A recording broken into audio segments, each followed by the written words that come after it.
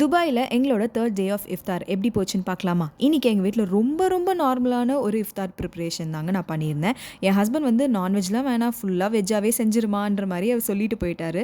So சாம்பாருக்கு தான் பருப்பெல்லாம் வேக வச்சு ஒரு பக்கம் வந்து வெண்டைக்காய் பொரியலுக்கு தாங்க எல்லாம் கட் பண்ணி ப்ரிப்பேர் பண்ணி வச்சிருந்தேன். இதெல்லாம் மார்னிங் ஒரு 11 போலவே நான் ஸ்டார்ட் பண்ணிட்டேன். பிகாஸ் என் பொண்ணுக்கு வந்து லஞ்ச் ப்ரிப்பேர் பண்ணணும்ல.